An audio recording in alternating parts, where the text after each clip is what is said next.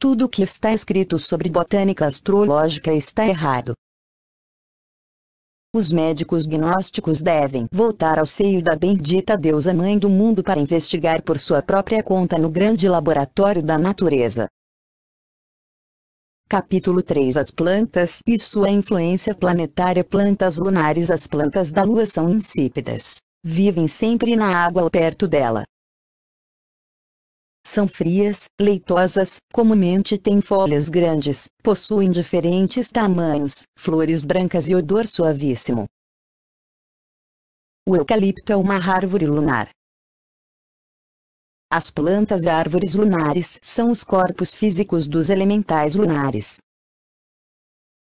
Os mamas arhuacos chamam a lua de Asagatthima.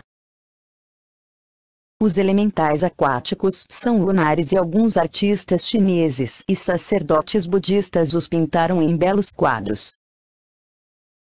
Os grandes reis elementais da água podem fazer estudante recordar aquelas remotas épocas da Arcádia em que os homens adoravam a deusa natureza e ofereciam os primeiros frutos de suas colheitas em ação de graças aos deuses da água que regavam a terra com benéficas chuvas. Os elementais da água são conhecidos com os nomes de ninfas, nereidas, ondinas, sereias, etc. Entre as ondas do Macuíba, Oceano Atlântico, perto da costa da Colômbia, vi duas rainhas elementais da água. Uma delas tinha a cor do coral e assim eram também sua túnica e rosto. A outra tinha uma cor violácea. Aqueles seres pareciam duas esplêndidas damas. Falam em uma linguagem oculta e se precisa de muita prática para entendê-los. São de uma beleza realmente extraordinária. Os reis elementais da água sempre usam o tridente. Veja-se os elementais de Franz Hartmann. As plantas aquáticas são os organismos físicos desses seres. Os elementais lunares possuem uma profunda sabedoria neptuniana. Constroem suas casas de material etérico no fundo das águas, amam intensamente e formam lá seus lares. Plantas mercurianas. Os elementais mercurianos possuem plantas de tamanho médio.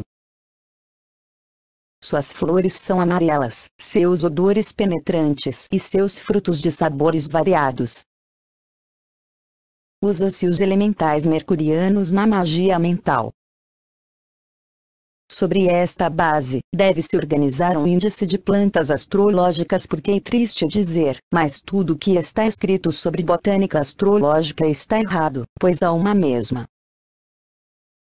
planta. Uns atribuem um planeta e outros outro planeta. Se o homem quiser conhecer as plantas, terá de estudar indispensavelmente nossa elementoterapia.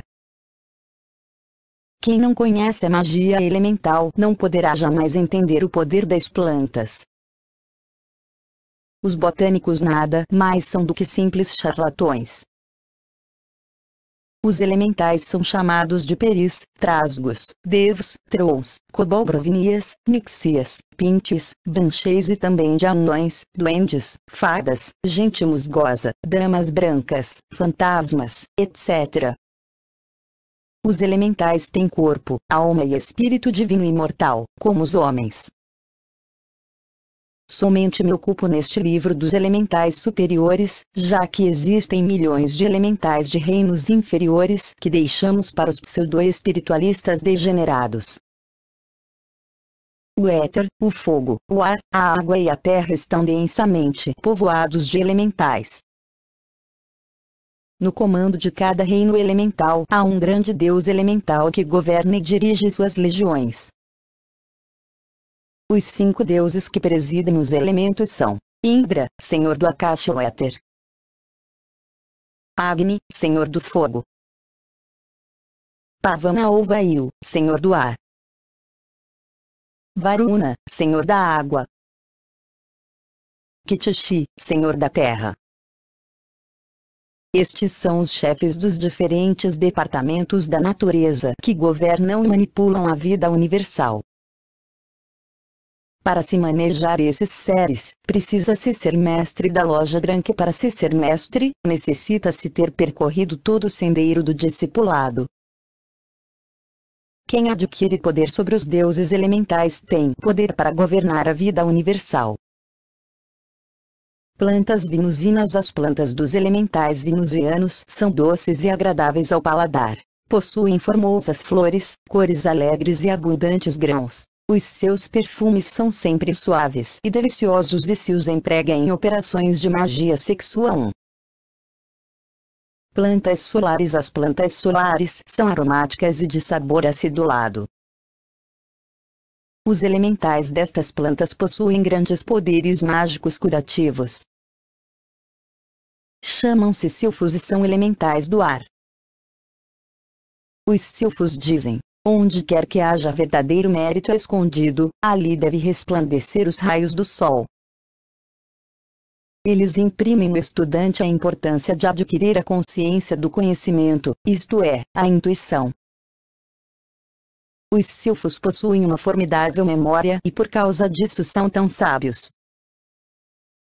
Eles recordam todos os rituais e religiões das estrelas e a sabedoria dos livros mais antigos. Se o estudante quiser recordar a antiga sabedoria, eles poderão instruí-lo e ensiná-lo. Os astrólogos autênticos têm que conhecer inevitavelmente os rituais das estrelas para manipular a magia sideral. Há também certos magos negros ou astrólogos negros que, mediante certos procedimentos de magia negra, se comunicam com os magos negros de outros planetas. Com essa ajuda extra, combinada com a força planetária, eles atingem os seus maldosos objetivos. Essa classe de criminosos é candidata segura ao abismo. Se o estudante quer praticar a magia branca sideral, terá de purificar-se e estudar os rituais das estrelas, os quais os silfos sabem de memória. Quem não conhece os rituais das estrelas não pode jamais praticar a magia branca sideral, porque o ritual e o instrumento para manipular as forças. Se o gnóstico quer estudar esses rituais siderais, terá de aprendê-los dos silfos superiores. A aparência dos silfos é a de meninos inocentes e sentem horror pelos seres humanos, pois sabem demasiado que as atuais almas humanas são almas demônios. Milhões de seres humanos já levam a marca da besta em sua testa e em suas mãos. Na testa dos corpos astrais das almas, demônios vão os cornos e nas mãos existe um triângulo com um ponto no centro. Esta é a marca da besta nas mãos. O astrólogo autêntico não necessita levantar horóscopos de feira ao estilo de certos astrólogos já famosos por sua ignorância. O verdadeiro mestre astrólogo recebe seus ensinamentos e indicações dos gênios estelares. No centro de toda a estrela existe um templo que é a morada do gênio do planeta. O verdadeiro astrólogo tem de ser um mestre ou pelo menos um discípulo sincero e leal da fraternidade branca para entrar lá. Quem pode conversar com os gênios estelares não necessita fazer horóscopos, porque os anjos estelares mostram-lhe o seu destino. Mas, só os mestres da fraternidade branca podem ser discípulos dos anjos estelares. Veja-se um livro zodíaco humano do mesmo autor. Sem dúvida, os clarividentes capazes de entender a simbologia oculta das estrelas caminham por um legítimo roteiro de luz. O clarividente, ao observar fixamente uma estrela, vê como que se ela se abrisse em arco, então ele submerge dentro da aura da estrela para antecipadamente viver os acontecimentos que o aguardam. Isto se chama astrologia autêntica. As plantas de Marte e os elementais do fogo. As plantas influenciadas por Marte são ácidas, amargas, azedas e picantes. Muitas são espinhosas e outras produzem ardor ao se tocá-las. As flores são comumente vermelhas e pequenas. arbustos pequenos de odor picante.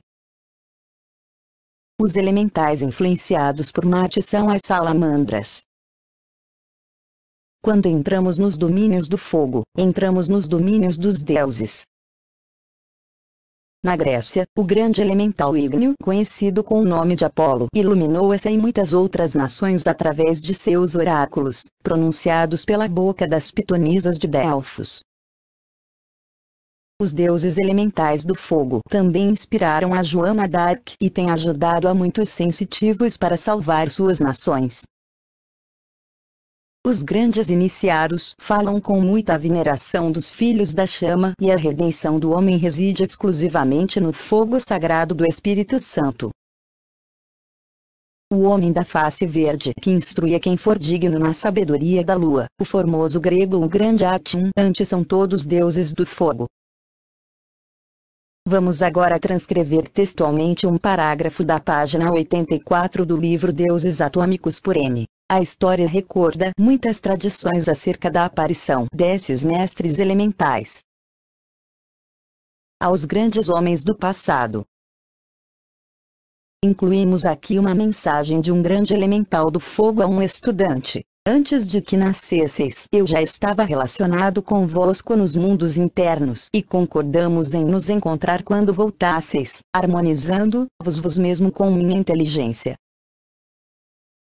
Depois deste longo período de tempo, vim para vos instruir no trabalho que nos interessou. O fogo que percebestes hoje com o vosso sexto sentido é o sinal que sempre damos e que vos darei quando estivermos aqui, porque eu tenho alguns seguidores que vos ajudarão e sustentarão. Uma vez falamos de vosso trabalho quando nascestes no Egito. Eu contemplei vossa insurreição em certa província. Conseguistes grande poder em vossos esforços para minar a autoridade do governante às ordens de quem ocupáveis um cargo de mando. Fracassastes na conspiração e fostes decapitado, porém em troca conseguistes ganhar o interesse e a confiança dos grandes elementais do fogo. Muitos de vossos conhecimentos haviam sido selados, mas nós podemos revelá-las de novo se servirdes fiel e lealmente. O sol espiritual é puro fogo e esse sagrado fogo dá-nos a iluminação. As salamandras são criaturas pequenas e delgadas e seus corpos físicos são as plantas quentes influenciadas por Marte. Quem aprende a manipular os elementais do fogo pode curar muitas enfermidades, pois do fogo tudo sai. O fogo é a base de tudo. In Ignis Natura Renovatur Integra. O fogo renova incessantemente toda a natureza. Plantas jupiterianas. As plantas dos elementais jupiterianos são de sabor doce, suave e sutil, mas um pouco ácidas. Os vegetais jupiterianos dão fruto, embora eles muitas vezes ocultem a flor. As árvores jupiterianas são grandes e frondosas e as flores dessas árvores e plantas são azuis e brancas e de pouco odor. Plantas saturnianas. Saturno é sempre grande e melancólico, flores cinzentas e negras, odor desagradável e frutos ácidos e venenosos. As plantas dos elementais saturnianos são pesadas, sem flor, reproduzem-se sem sementes, são ásperas e escuras. Seu odor é penetrante e sua forma melancólica e triste. O pinho e o salgueiro são árvores saturnianas. Os elementais das plantas saturnianas são os pigmeus ou gnomos. Constroem suas casas sob a terra e entre as rochas. Comem, dormem, vivem e se reproduzem como os humanos. Seus corpos são etéricos e têm a aparência de simpáticos anões. Capítulo 4. Perfumes zodiacais. Aos enfermos se deverá fazer cheirar diariamente o seu perfume zodiacal. Áries, perfume. Mirra, touro, perfume, semelhante ao costo, erva aromática. Gêmeos, perfume. Almécega, câncer, perfume. Cânfora ou alcanfor. Leão, perfume. Incenso. Virgem, perfume. Sândalo branco. Libra, perfume. Gálbano, Escorpião, perfume. Coral, Sagitário, perfume. Aloés, Capricórnio, perfume. Extrato de pinho, Aquário, perfume. Nardo, Peixes, perfume. Tomilho. O organismo do enfermo reage vigorosamente sob a ação de seu próprio perfume zodiacal. Nas cortes da Europa, sempre havia astrólogos, magos e perfumistas. Luís XV exigia que seu quarto fosse perfumado diariamente com uma essência diferente. Catarina de Médicis, esposa de Henrique II, rei da França, valia-se de certas essências venenosas, que ocultava sagazmente em sua luva, para afugentar um adorador que não aceitava. No México, Índia, Grécia e Roma, fazia-se curas grandiosas com perfumes. Nas bibliotecas da Espanha, há muitos livros que os mouros lá deixaram e que contêm inumeráveis receitas sobre essências odoríferas. Quando Popeia Sabina morreu, no ano 65 d.C., Nero gastou nos funerais de sua esposa toda a produção de perfumes da Arábia. No país dos astecas, os sacerdotes de Tlaloc usavam as cores do culto solar e saco de copal. O incenso de suas árvores sagradas misturava-se com os vapores desprendidos dos corações dos meninos queimados vivos, como sacrifício religioso ao deus Sol. E os magos astecas aspiravam avidamente as forças espirituais das criaturas incendiadas com o propósito de encarnar em si mesmos essas forças espirituais. Esses sacerdotes ficavam como que na presença de deuses e deixavam que o vapor atuasse neles como um mistério. No entanto, esta espécie de ritos cruéis e selvagens gerou um horrível karma para o México. A chegada do conquistador Fernão Cortés ao México e a queda da civilização asteca foi o castigo que esse povo recebeu por tão horríveis e monstruosos crimes. Nos templos de mistérios havia muitas fórmulas secretas de alquimia. Os grandes mestres dos templos de Ginas possuem fórmulas secretas para preparar perfumes que, ao serem inalados pelos discípulos, fazem-nos abandonar a forma física instantaneamente ou os põem em estado de êxtase. Essas receitas alquímicas jamais foram publicadas porque a humanidade as empregaria com propósitos maléficos. Medicina Oculta, livro 2º Samael Aunvior, 1ª parte, Cura das enfermidades, infusão 1. Cortar as plantas em pequenos pedaços. 2. Lançar água fervida sobre a planta e deixar em repouso por algum tempo. 10 minutos. 3. Passar para a xícara através de um coador. Poderoso antibiótico de aplicação universal. A parotidoicina é o antibiótico mais poderoso do universo. Modo de preparar: injeta-se o micróbio do tifo nas glândulas parótidas de um peixe antes de que morra. Depois, queimam-se essas glândulas a fim de se reduzi-las a pó. Este pó carvão se guarda convenientemente em ampolas ou em papiletas, de acordo com o uso que se deve ou se queira dar. Sua aplicação é infinita nas enfermidades que a humanidade padece. Com este antibiótico, eu, Samael Aunvior, coloco a ciência médica sobre uma base absolutamente nova. Não há enfermidade, por renitente ou desconhecida que seja, que resista à ação deste grande antibiótico, o qual me foi revelado pelo anjo Arosh.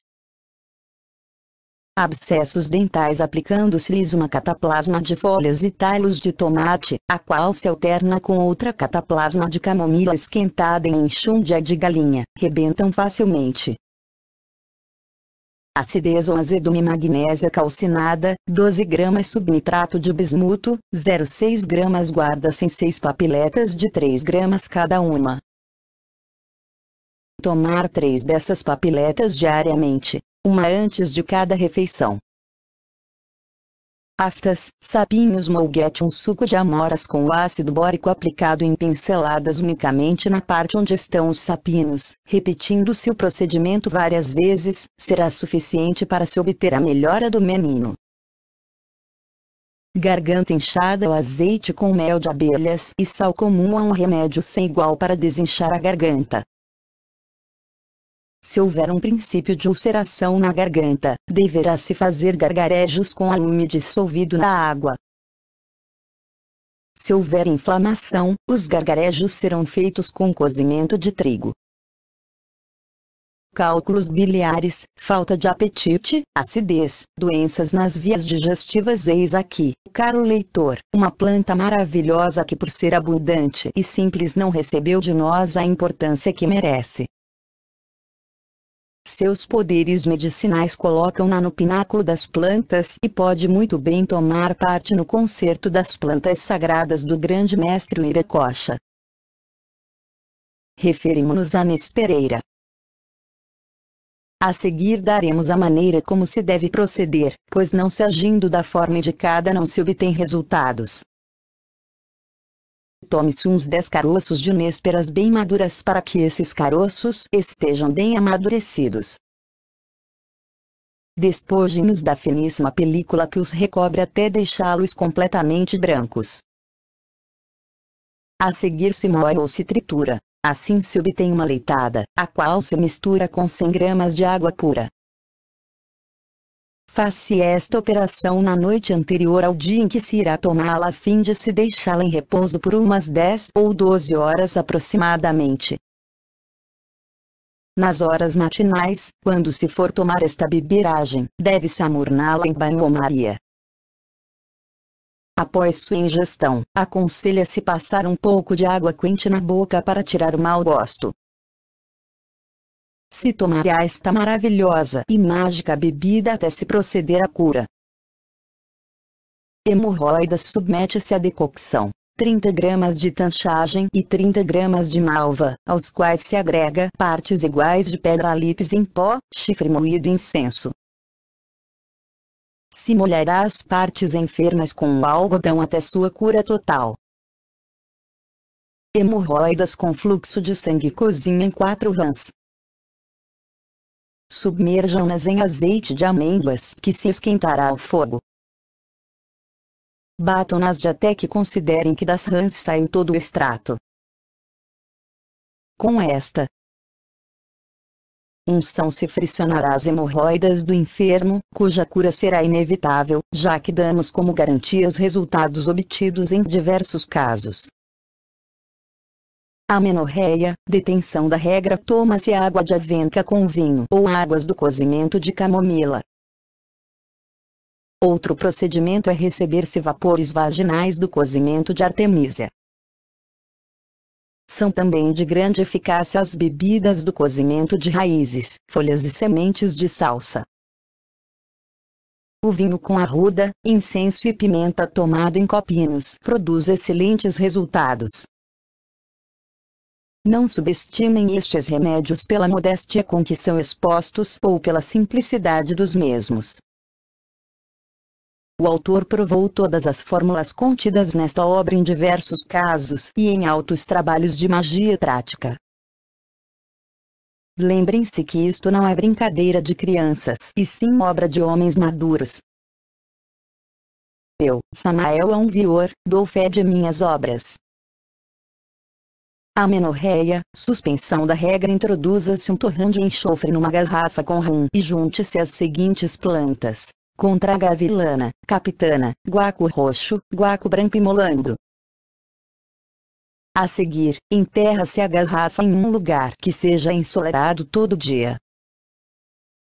Depois de 15 dias, tira-se a garrafa e a enferma tomará em copinhos até que venha a regra. Amigdalite. Os gargarejos com cozimento de flores de sabugueiro, acompanhados de cataplasmas ou emplastros de cebola frita, cânfora e sal, curam a amigdalite. A cebola deve ser fritada em azeite comestível. A seguir damos outras 3 receitas. põe-se a ferver folhas de alecrim fresco em vinho branco e depois faz-se gargarejos 3 vezes por dia. Se produzir náuseas, acrescenta-se mel de abelhas. Segunda receita. Põe-se a ferver o grão e a casca do achiote e depois deixa-se ao sereno toda a noite. Faz-se gargarejos durante 9 dias. Terceira receita. Abre-se em cruz 3 caroços de pita ou em cuia e põe-se a ferver em água pura. Junta-se mel rosado, costa atlântica, ou mel de abelhas. Faz-se gargarejos. Se estão muito afetadas, aplica-se cataplasmas com amadro del caracol. Para se desinchar as amígdalas, põe-se 3 limões a cozinhar, extrai-se o suco e se acrescenta uma pitada de sal de cozinha, uma colher de mel de abelhas e 10 gotas de mertiolate. Unta-se com o dedo envolto em um algodão ou se toma, se não se suportar o dedo. Isto as desinflama imediatamente. Amígdalas gargarejos de balsamina. Tocá-las com petróleo misturado com mel de abelhas. Amígdalas e males da garganta a beber e fazer gargarejos com alecrim verde fervido em vinho branco e adoçado com mel de abelhas. Anemia tropical. Esta terrível enfermidade é devida ao empobrecimento do sangue, já que se enche de glóbulos brancos. A carência de glóbulos vermelhos faz com que os enfermos apresentem uma pele de cor amarelada, debilidade extrema, nervosismo, palpitação cardíaca, etc. A primeira coisa que se deve fazer é limpar o estômago do paciente com um bom laxante e depois iniciar o seu tratamento com extrato hepático por via oral injetável. Se o caso é muito grave, o enfermo começará com uma ampola de 1 cc de extrato hepático, dose que se irá aumentando diariamente até chegar a 5 cc. Seguindo-se este tratamento durante 6 meses, a cura será efetiva. Prepara-se o extrato hepático da seguinte maneira: põe-se uma libra de fígado fresco em banho-maria por umas 2 horas aproximadamente. Depois, retira-se da vasilha para se acondicionar devidamente o extrato hepático. O enfermo tomará um copinho deste maravilhoso reconstituinte de hora em hora, mantendo-se seguro de que a enfermidade desaparece. Uma vez completado o tratamento anterior, se restabelece o enfermo com o seguinte reconstituinte: vinho de consagrar 1 garrafa, citrato de ferro 2 gramas, tintura de boldo 2 onças, tintura de genciana 2 onças, tintura de ruibarbo 1 onça, tintura de quinina 1 onça, tintura de guiná 1 onça, cremor de tártaro 1 onça, glicerina neutra 5 gramas, extrato hepático 3 onças, impotência, debilidade cerebral, anemia. Macera-se 20 ovos crioulos durante 20 dias em suco de limão. A seguir acrescenta-se previamente moído, cravo de cheiro 2 onças, pimenta de cheiro 2 onças, anis estrelado 2 onças, canela 2 onças, noz moscada, caroço 2 onças. Juntar a tudo uma garrafa de conhaque. 15 dias depois, acrescenta-se meia libra de bofe previamente secado ao sol e borrifado com sal. Por último, junta-se meia garrafa de vinho branco. Sanson. Angina do peito por via injetável, aplique-se 400.000 unidades de penicilina a cada 3 horas. Tome-se ainda 3 gramas de sulfatizol em pó e 3 gramas de sulfadiazina. Misture-se com mel de abelhas para fazer gargarejos e colutórios da laringe. A asma cura-se radicalmente esta enfermidade com a seguinte fórmula: água L litro estérico de cabrito, quantidade suficiente, borragem 1 raminho, rapadura queimada, quantidade suficiente, põe-se a rapadura em um traste adequado para derretê-la no fogo. Separadamente cozinha-se a borragem com o esterco de cabrito.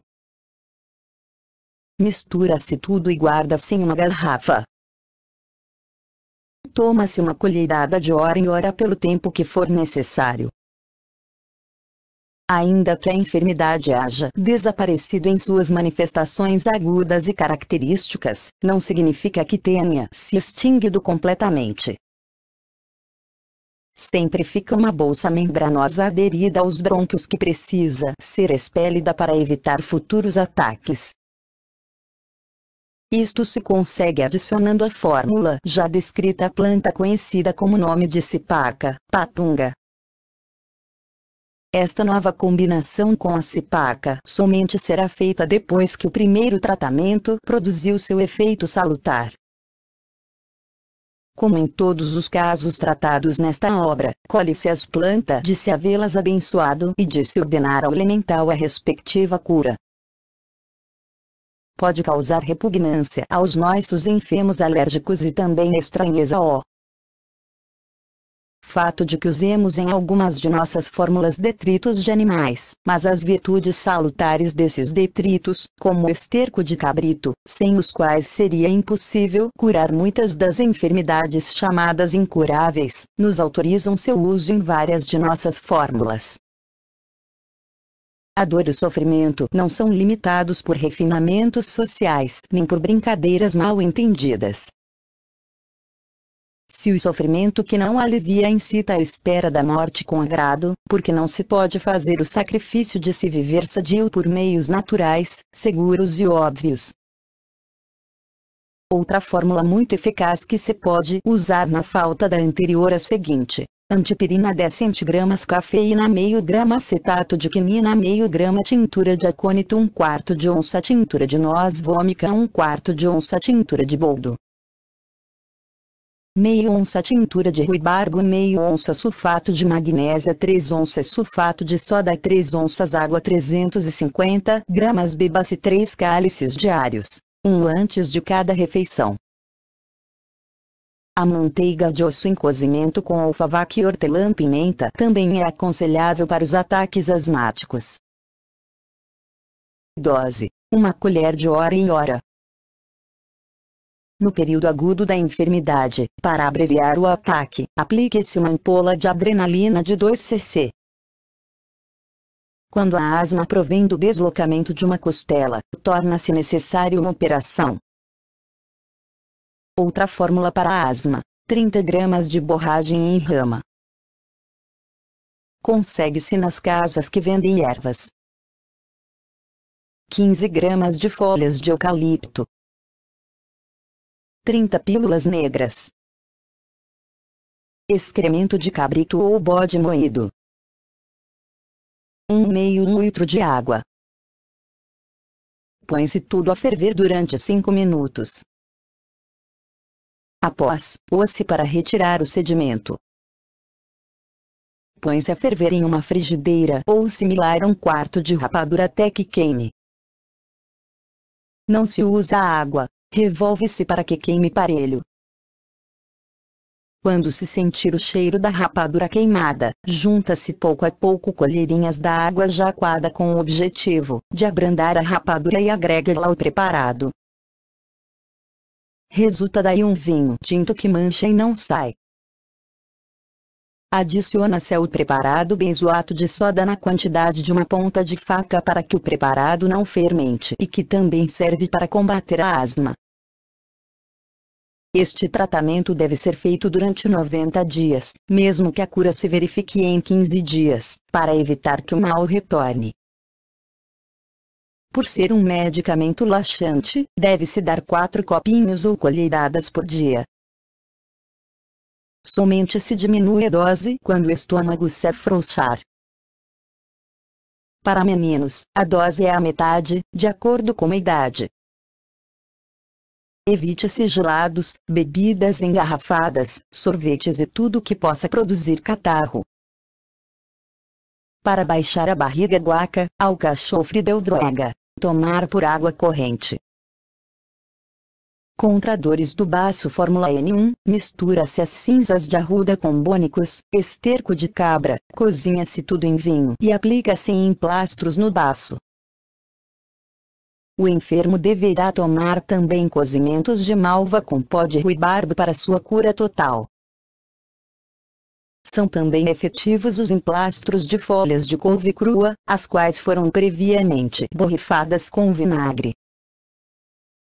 Outro emplastro que dá bons resultados é o de casca de rabanete. Fórmula N2, a aplicação sobre o baço do suco de folhas verdes de tabaco misturado com partes iguais de azeite de figueirinha e cera branca, dá resultados satisfatórios. Não subestimem estes remédios por serem simples e baratos. O autor fez vários ensaios com bons resultados na totalidade dos casos.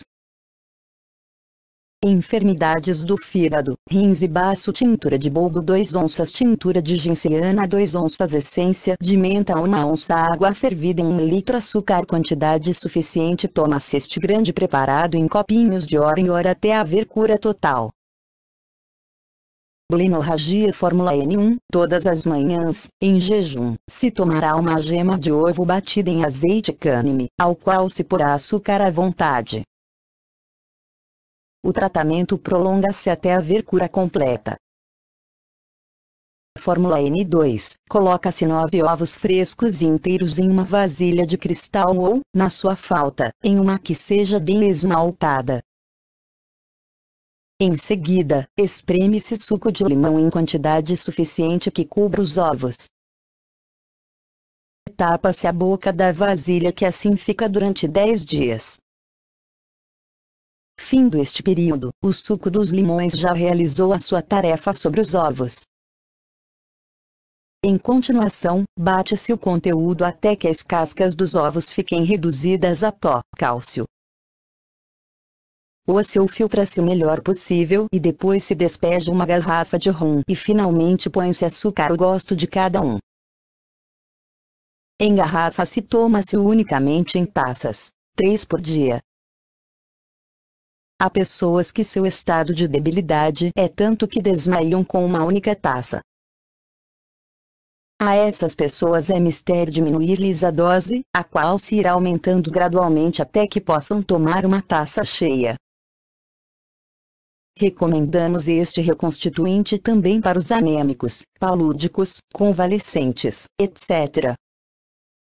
Em continuação, citaremos um caso ocorrido na cidade de Armênia, Quíndio. O Sr. M.S., de 22 anos de idade, vinha sofrendo de uma blenorragia há 4 anos. Tratado por diversos médicos, os quais lhe aplicaram grandes doses de penicilina, a enfermidade seguia o seu curso, fazendo estragos no jovem organismo do pobre infeliz.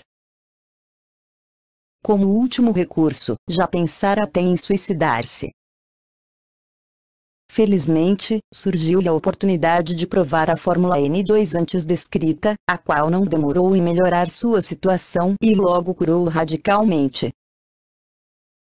No transcurso de 8 anos o citado senhor não apresentou vestígios da terrível doença. Blenorragia artificial. Há feiticeiros que sabem fazer com que seus odiados inimigos peguem uma blenorragia artificial. Quando isso ocorre, os médicos profissionais fracassam rotundamente e o enfermo sofre sem alívio. Cura-se este tipo de blenorragia com o cozimento de verdolaguita, agárico de azinheiro e rabanete silvestre, tomado diariamente. Blenorragia crônica. Há quem acredite que a blenorragia crônica possa ser curada com penicilina.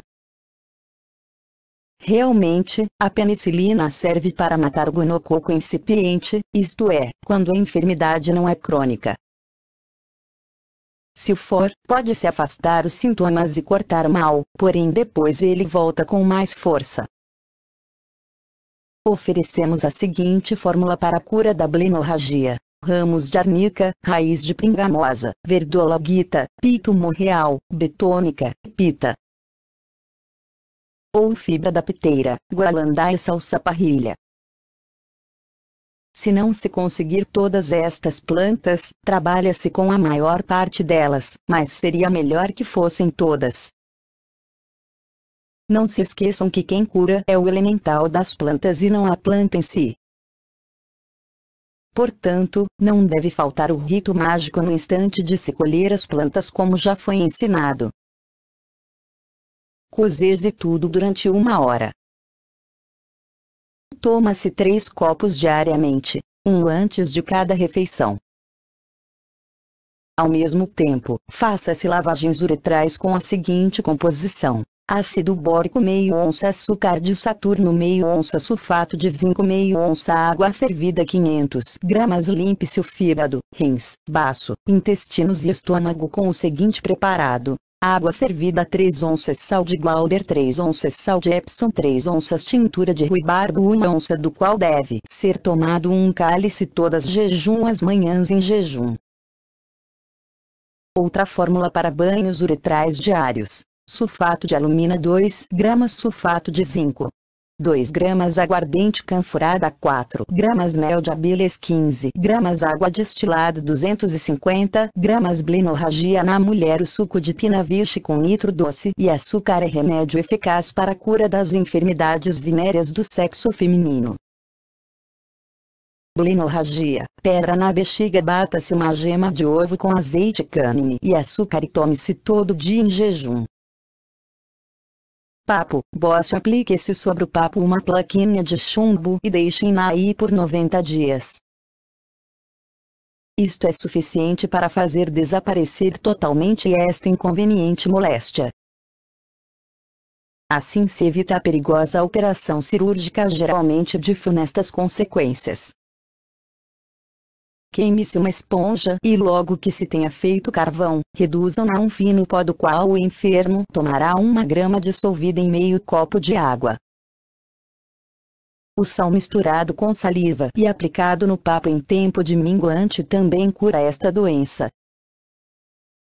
Cálculos biliares: os cálculos biliares podem ser expulsos com o seguinte procedimento: colocados em 1 copo 3 dedos de azeite de oliva e 3 dedos de suco de limão. Mexe-se e toma-se com o estômago vazio. Uma dose pela manhã e outra igual antes de se deitar, em jejum. Não se toma nada que tenha sal, apenas sucos durante todo o dia. Cozimento ou decocção 1. Cortar as partes duras e ferver em fogo lento. 2 a 5 minutos. 2. Deixar a caneca repousar bem tampada. 10 minutos. 3. Passar para o bule por meio de um coador. Câncer: o que é o câncer? Responderemos esta pergunta enfatizando a ideia de que é um crescimento desordenado e anárquico das células do organismo enfermo. O câncer é contagioso? Os experimentos científicos feitos no Instituto de Medicina Experimental da Argentina resultaram conclusivos. Os cientistas colocaram em uma mesma jaula ratos sãos e enfermos e nenhum contágio foi constatado. Nesses experimentos, devidamente controlados, puseram-se ratos de ambos os sexos, não se verificando contágio. Declarou-se no mundo científico que ratos alimentados com tumor canceroso não ficaram contagiados. Afirmou-se ainda que, apesar de ter sido injetado sangue de animal doente nesses ratos, eles permaneceram imunes. Não houve contágio. Qualquer golpe pode causar câncer? Esta pergunta tem uma importância extraordinária, seja do ponto de vista civil, seja do ponto de vista legal. Isto devido ao seu relacionamento com as indenizações por acidentes de trabalho, quando se atribui como causa do câncer que o trabalhador padece um golpe recebido. Constatou-se que pequenos golpes, repetidos com frequência no mesmo local, podem ser causa desta terrível enfermidade, porém um único golpe, ainda que forte, decididamente não. Esta inteligente conclusão científica levou em consideração os ferimentos produzidos por bala na Primeira Guerra Mundial, 1914, 1918. O câncer é provocado por algum germe. A ciência oficial afirma que não. Ela dá ênfase ao conceito de que esta espantosa enfermidade não é causada por qualquer micróbio ou germe. O gnosticismo científico e revolucionário, com todo o respeito, toma a liberdade de discordar. Nós gnósticos afirmamos que o cancro, o micróbio ou germe do câncer existe. O câncer é transmissível? A ciência oficial, depois de muitos experimentos, responde com um rotundo não. No entanto, há exceções, por exemplo, uma ratazana mantida com uma dieta pobre em cobre e baixa em catalase foi inoculada com câncer. O resultado foi positivo, pois ficou contagiada. Sempre que se repetiu este experimento obteve-se o mesmo resultado. Em outro experimento oposto inoculou-se câncer em uma ratazana previamente preparada com uma dieta rica em cobre e catalase. O resultado foi negativo, já que não houve contágio. A ciência oficial descobriu que o peróxido de hidrogênio, água oxigenada, aumenta a catalase e protege contra o nada desejável desenvolvimento do câncer. Entendo que o germe do câncer, o terrível cancro, desenvolve-se em organismos pobres em cobre e catalase. Inquestionavelmente, não se pôde detectar o cancro nem por meio dos eletromicroscópios mais potentes, mas se esta terrível enfermidade pode ser transmitida aos organismos pobres em cobre e catalase, é óbvio que seu micróbio existe. O germe do câncer desenvolve-se e progride na quarta dimensão. Ele faz-se sentir no mundo tridimensional apenas por seus efeitos destrutivos. Em um futuro próximo, se inventará um eletromicroscópio mais poderoso e então o cancro será perceptível para os cientistas ultramodernos. Esse germe fatal chega ao planeta Terra submerso nas correntes eletromagnéticas da constelação de Câncer. A todas as luzes resulta claro que o câncer é o karma da fornicação. Os antigos sábios conheceram a fundo este tipo especial de nêmesis. Aqui no México, existe um vegetal que pode curar o câncer. Refiro-me de forma enfática a certo arbusto conhecido na região de Izmiquipã, estado de Hidalgo, com o nome de aranto. Os antigos aborígenes batizaram-no com o nome indígena de aulaga. Os informes completos que nos entrega o querido irmão gnóstico Alfonso Silva são bastante interessantes. O Sr. Mário Ponte, chefe do escritório da antiga CIA de Luz e Força da República Mexicana em Misquelala, Hidalgo, viu-se atacado por uma enfermidade nas gengivas. Obviamente, não soube reconhecê-la. Viajou para a cidade do México com o propósito de consultar os médicos do Sindicato dos Eletricistas, que diagnosticaram um câncer na boca.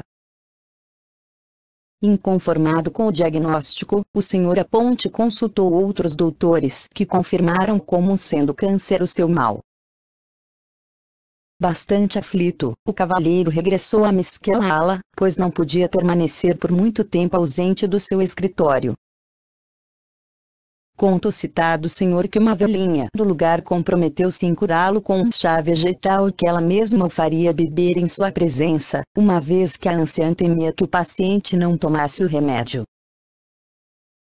O resultado foi extraordinário e ao cabo de 8 dias estava radicalmente curado.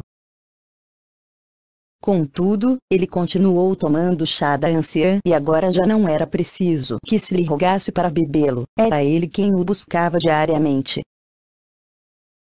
Um mês depois, os doutores da cidade capital do México tiveram de admitir com assombro que o câncer desaparecerá. O irmão gnóstico Alfonso Silva continua. Até agora, dentre as pessoas que brindei com aranto ou aulaga, recordo-me da senhora Luísa Lara de Barroeta, cunhada minha, que esteve a ponto de ser operada. no Instituto do Seguro Social de um tumor canceroso na matriz, algo demasiado grave. Bebendo infusões de aranto, curou-se radicalmente e até hoje vive totalmente curada. Prosseguindo, o irmão Silva declara: a esposa do Sr. Agostinho Uribe, cujos dados residenciais omitiremos, fora preparada pelos catedráticos para ser operada. Pretendiam extrair-lhe um tumor do fígado. Porém, quando verificaram que se tratava de algo canceroso, fecharam imediatamente o corte da operação e a declararam um caso perdido. E não era para menos, os médicos acharam a cavidade abdominal cheia de tumores cancerosos. A citada enferma curou-se definitivamente com aranto e ainda vive graças às assombrosas virtudes desse arbusto. O distinto médico Jacinto Juarez Parra, doutor em medicina da Universidade Nacional do México, provou o poder desse arbusto em uma enferma cancerosa de último grau. Seu estado era desesperador. Neste caso a coisa tornou-se muito difícil e não foi possível salvar a vida da paciente. Penso que estando já o organismo totalmente destruído pela enfermidade, qualquer remédio falha. O Dr. Juarez opina que se pode e se deve fazer um estudo da planta integralmente com um microscópio eletrônico e depois, por centrifugação, separar os núcleos, os lisossomos, os ribossomos e o microssomo, fazendo-se uma análise espectrofotométrica de cada uma das partes da planta com o inteligente propósito de se descobrir seus coloides, suas enzimas e seu elemento básico ou oligoelementos. Há que se investigar, diz o Dr. Juarez, que porções intracelulares do citado vegetal atuam efetivamente sobre o câncer. Todo canceroso, continua dizendo o mencionado catedrático, diagnosticado por citologia esfoliativa e biópsia, assim como por dosificação de catalase e cobre, se lhe administrará o aranto e após se pesquisará sobre estes dados de novo. Nos cancerosos a catalase e o cobre estão baixos, isto está plenamente demonstrado. É indispensável se investigar o conteúdo da catalase sanguínea e a dosificação do cobre no plasma. Qualquer organismo pobre em catalase e cobre é terreno apropriado para o pleno desenvolvimento do temível cancro. Anunciou-se pelo rádio que os pseudo-sapientes oferecem 100 milhões de dólares à pessoa que lhes entregar a fórmula efetiva para curar o câncer. E o multimilionário Rockefeller ofereceu seus laboratórios ultramodernos a quem quiser experimentar no ramo da cancerologia. O poder de curar não se obtém com dinheiro e nisto fundamenta-se o fracasso da terapêutica dos tempos atuais para determinadas e mortíferas doenças. O rádio não cura o câncer. As ondas do rádio queimam as células vivas e se é fato que assim se obtém um retardamento na evolução da doença, mais tarde ela reaparece com mais virulência e a vítima falece irremediavelmente. Se nada se conseguiu de concreto até hoje, atribua-se aos ansiosos desvelos da ciência alopática. Dá para se acreditar nas águias ensolaradas em frascos verdes preconizadas pelo Sr. Israel Rojas? Ou no cipó de sapo que ele indica para a cura do câncer? O suco leitoso do cipó de sapo serve para curar a orquite. De boa fé, conscientemente, ou ao contrário, com lances de originalidade, confundiu-se a orquite com o câncer. A venerável loja Branca entrega à humanidade, por meu intermédio, gratuitamente, a fórmula infalível para a cura do câncer. Mais ainda, despreza o imundo dinheiro e da mesma forma rechaça qualquer retribuição oferecida. A fórmula é a seguinte: em um cabaceiro amargoso, fruto do mate com sua polpa, árvore de clima quente, muito usado pelos camponeses colombianos como utensílio de cozinha, se põe rum, bebida alcoólica, carvão mineral, paraguai, planta de clima temperado também chamada de escudilha e parecida com o paico, e limão. Deixa-se tudo em maceração por uns 15 dias e depois se toma em cálices de hora em hora. Banhe-se o corpo com o cozimento de folhas e raízes da árvore chamada albaricoqueiro. Quando se estiver a tomar o medicamento e a se tomar o banho, pronuncia-se o mantra rotando assim: Ho-Tandou. Antes de se colher as plantas que entram na composição desta fórmula, caminhas em círculo da direita para a esquerda, de sul a norte, ao redor de cada uma delas. Enquanto se executa isto, roga-se aos elementais a cura do câncer. A seguir, acaricia-se as plantas, se as abençoa e colhe-se. Quando se juntar os componentes dentro do cabaceiro amargoso, se pronunciará a palavra rotando tal como já foi explicado. Se ordenará aos elementais das plantas com todo o poder da vontade para que curem o enfermo. Os elementais são a vida do vegetal e só a vida pode lutar contra a enfermidade e a morte. A força seminal das plantas é o instrumento dos elementais. Câncer externo. Se a úlcera cancerosa for externa, junta-se ácido fênico 1/4 de onça cânfora, meio grama mentol cristalizado 20 cg ácido nítrico 1/4 de onça e pincela-se 3 vezes por dia a úlcera cancerosa. Adiciona-se também esta pomada: vaselina simples, permanganato, tintura de iodo 5 a 7 gotas, mentol cristalizado, ácido fênico 3 a 5 gotas, amido. Com este tratamento o câncer externo desaparecerá. Segundo procedimento para curar o câncer. De muitas investigações e penosas lutas, descobrimos uma maravilhosa e eficaz planta que cura radicalmente o câncer. Com esta planta ao nosso alcance, podemos dizer adeus ao câncer. Que os enfermos mentais, os opositores da sabedoria da natureza, os médicos que creem ter tudo no laboratório, os falsos cientistas que abdicam da razão porque suas observações e conhecimentos derivam do microscópio, cujas pujantes conclusões rendem boas somas de dinheiro, façam seus ensaios porque a planta em questão é o Ojarancim Loendro. Esta planta, mais comum no departamento de Bolívar, cresce nos lugares pantanosos, de pequeno tamanho e de folhas lanceoladas, algumas delas ostentando pontos cinzas. Esta planta reproduz-se também à margem dos rios e seu nome indígena. Os índios Majaguas a conhecem. Eles habitam as regiões próximas do povoado de Majagual, que está situado entre os rios São Jorge e Cauca, ao pé do canal Mojana, norte da Serra de Iapéu, sul do departamento de Bolívar, limítrofe com Antioquia.